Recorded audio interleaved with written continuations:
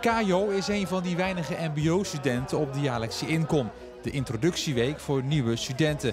Maar voelt zich al aardig thuis tussen de hbo-studenten en studenten van de universiteit. Voornamelijk heel veel bier gedronken, veel feest gehad en vooral de vereniging even checken. Of iemand mbo, hbo of aan de universiteit begint, iedereen is welkom. Toch zijn de meeste mbo'ers hier niet te vinden.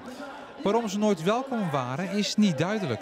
Ik zou het echt niet weten, maar ja, een bepaalde blik die er was of een bepaald idee dat er was over het mbo. Maar wat precies de reden was dat wij überhaupt niet erkend werden als studenten of niet mochten meedoen, dat is eigenlijk, ik heb echt geen idee. Het is ook wel jammer, want heel veel studenten gewoon in heel erg, rondom Limburg in het algemeen, die missen dat allemaal. Heel veel mensen die weten ook helemaal niet van het bestaan ervan af. En dat is heel jammer, want dit is wel hartstikke leuk. En het zou leuk zijn als meerdere mensen er ook dingen over te weten komen en zo. Elise pleit al langer voor gelijkheid tussen de verschillende onderwijsvormen.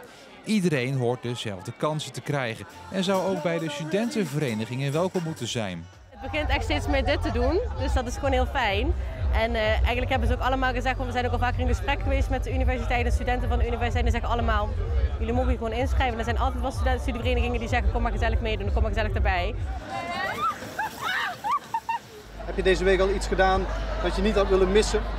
Ja, zeker. Voornamelijk de studentenfeesten, die vind ik wel echt heel leuk. Maar je leert ook heel snel nieuwe mensen kennen. Maar ook de dingen die hier gewoon allemaal georganiseerd worden door verschillende verenigingen ook. Er zijn ook allemaal evenementen die niet per se studentenfeesten zijn. Ja, die zijn heel erg leuk om bij te zijn, dus die had ik niet willen missen. Kajo heeft zijn introductieweken bijna op zitten. En als de start net zo goed gaat als zijn studie, zit dat de komende jaren wel goed.